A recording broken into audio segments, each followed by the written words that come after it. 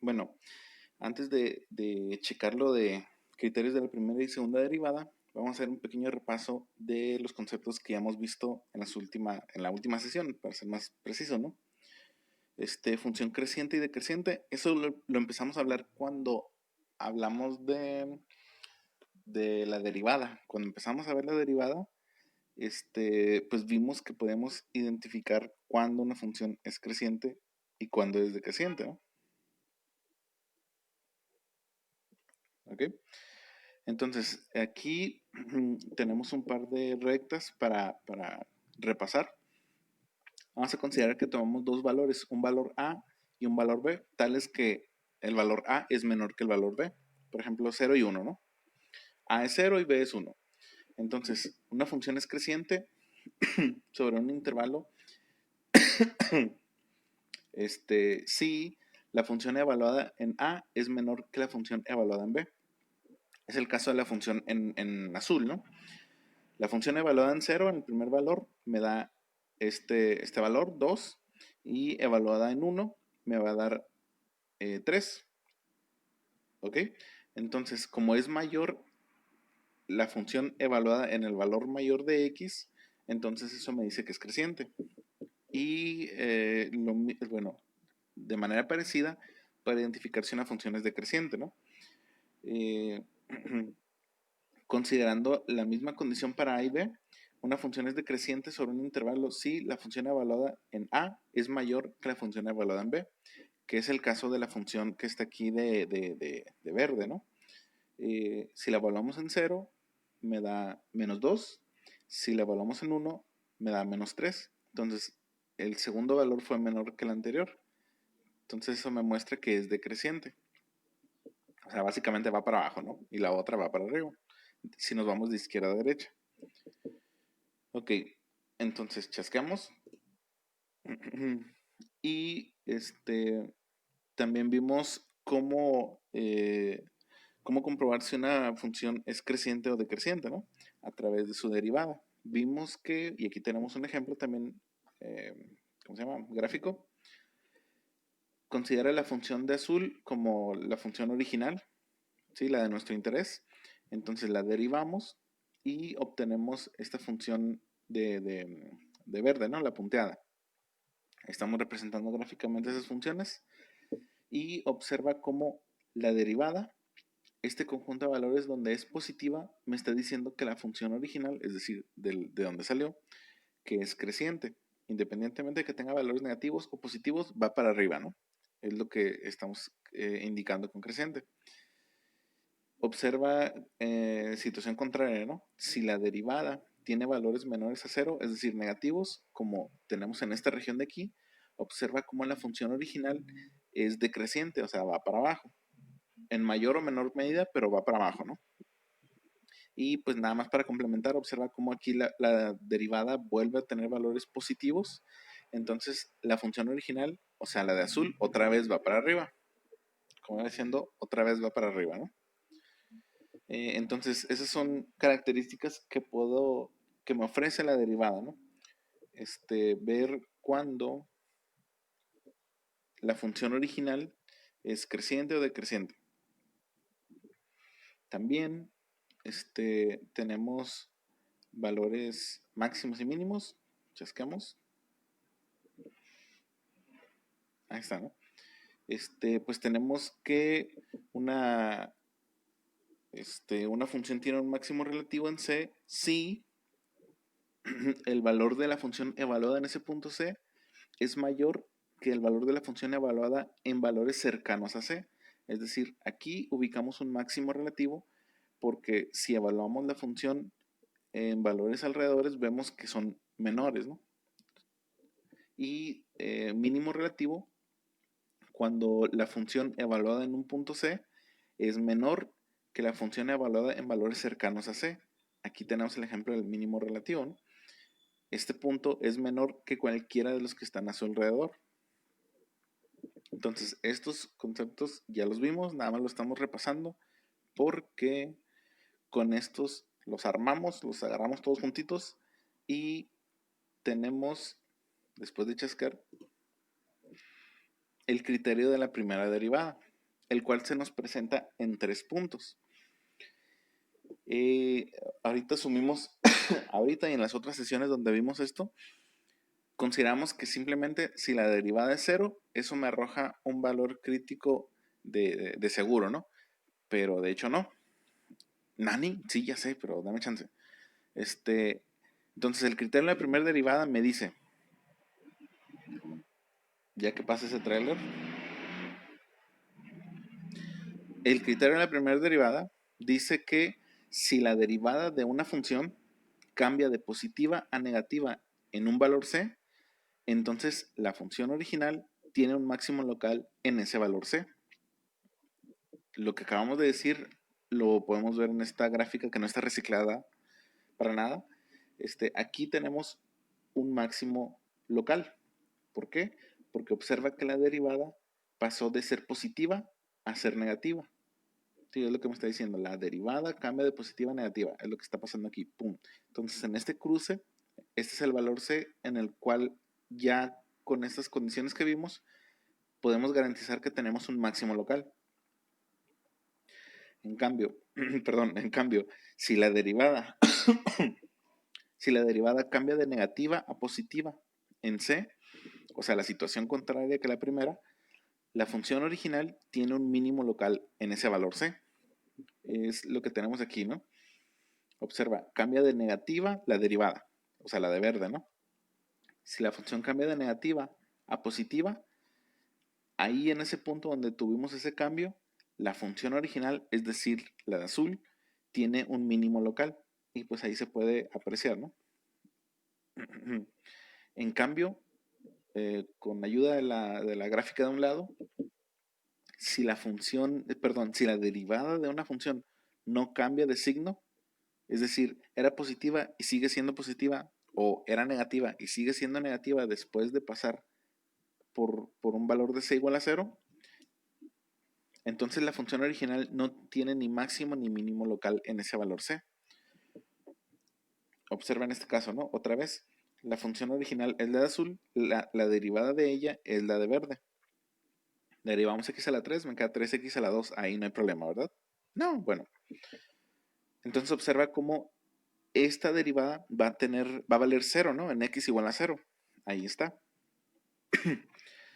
Eso la convierte en un candidato, pero al observar que a la izquierda de ese valor de x, rayos, ya me encontraron.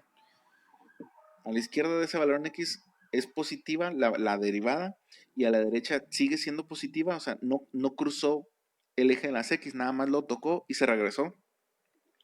Eso quiere decir que la función original, la de azul, es creciente antes de ese valor de c y vuelve y sigue siendo creciente, ¿ok? Y aquí se aprecia. Entonces, aquí no tenemos un máximo porque aquí valores inmediatos siguen siendo mayores. No tenemos un mínimo porque valores anteriores son menores. Entonces fue una falsa alarma, ¿no? Y es lo que me está diciendo aquí. Si no hay un cambio de signo en la primera derivada, ups, spoiler, si no hay cambio de signo, entonces no tenemos ni máximo ni mínimo local. Entonces, aguas con esas situaciones. Ok. Entonces, con esto tenemos el criterio de la primera derivada.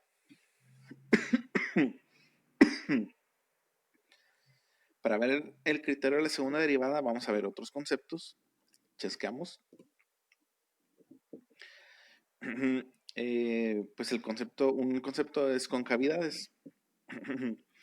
Aquí tenemos que una función f de x, la curva, queda arriba de todas sus tangentes. Es decir, recuerda que la derivada me está describiendo la pendiente de las tangentes. Las tangentes van a pasar por aquí abajo, ¿no? La curva está por arriba, entonces aquí ubicamos una concavidad hacia arriba.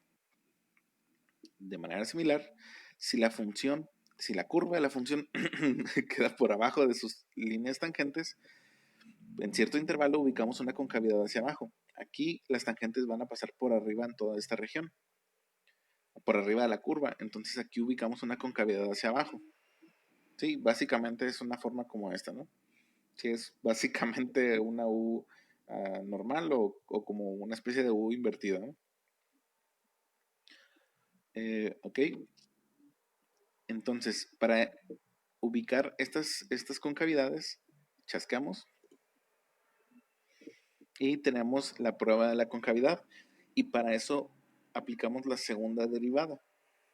La segunda derivada va a ser cuando a la función original la derivo una vez y a esa derivada la vuelvo a derivar. ¿Ok? Entonces, y lo representamos con esta doble apóstrofe, ¿no? Una apóstrofe es primera derivada, dos apóstrofes es segunda derivada, tres apóstrofes, tercera derivada y así sucesivamente. Pero depende de la función, a lo mejor ya no llegamos ni a tercera derivada, ¿no? Pero bueno, estoy haciendo bolas. Entonces, observa cómo aquí se me pasó escribir cuál es la segunda derivada de esta función, pero pues ya a esas alturas no deberías de tener ningún problema, ¿no? Debería ser pan comido, pan diferencial. Esto último que dije a lo mejor no suena que tenga mucha lógica, pero de hecho es un easter egg. Si llevas cálculo integral conmigo, entenderás esa referencia. Pero bueno, entonces aquí nada más vamos a quedarnos con que es un polinomio de grado 3. Entonces su primer derivada me va a dar un polinomio de grado 2 y su segunda derivada me va a dar un polinomio de grado 1, es decir, una función lineal, ¿no? Y se describe aquí de manera gráfica. Entonces observa cómo la segunda derivada en esta región donde tiene valores negativos, esto me está describiendo una concavidad hacia abajo. En cambio, la misma segunda derivada, aquí en esta región donde tiene valores positivos, me está describiendo una concavidad hacia arriba. ¿De dónde son esas concavidades? De la función original. Acuérdate de eso, ¿no? Siempre es para describir características de la función original. Y este cruce por cero de la doble derivada me está indicando un cambio de concavidad. Aquí es donde tenemos ese cambio de concavidad en la función original.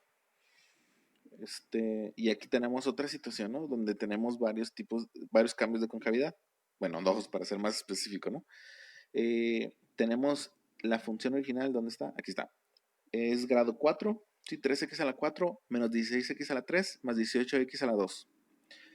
Entonces aplicamos la doble derivada y me va a quedar una grado 2, 36x al cuadrado menos 96x más 36. Y aquí está su representación gráfica punteada de rojo, ¿no? Y la original de azul. Entonces observa dónde la función original tiene una concavidad hacia arriba, la doble derivada tiene valores positivos. Tenemos aquí un cruce por cero, entonces me indica que aquí en la función original tenemos un cambio de concavidad. Y la doble derivada tiene valores negativos en toda esta región, en todos estos valores para x, para los cuales me está indicando que la función original tiene una concavidad hacia abajo. ¿Ok? Aquí la doble derivada tiene otro cruce por cero, lo que me está reflejando aquí otro cambio de concavidad, de hacia abajo a hacia arriba. ¿Por qué? Porque la doble derivada pasa de tener valores negativos a tener valores positivos. ¿Sí? Valores positivos, concavidad hacia arriba. ¿Ok? Sí, bueno.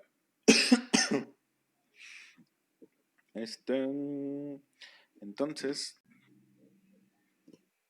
ahí está. Entonces, como marca un punto en una curva, recibe el nombre de punto de inflexión si f es continua ahí y la curva cambia su concavidad. Entonces, esos cruces por cero, ¿qué significa esto? Que los cruces por cero de la doble derivada me indica un punto de inflexión. Ese punto de inflexión es lo que estaba diciendo hace un momento, ¿no? Que tenemos un cambio del tipo de concavidad, ya sea concavidad hacia abajo hacia concavidad hacia arriba o de concavidad hacia arriba a concavidad hacia abajo. ¿Ok?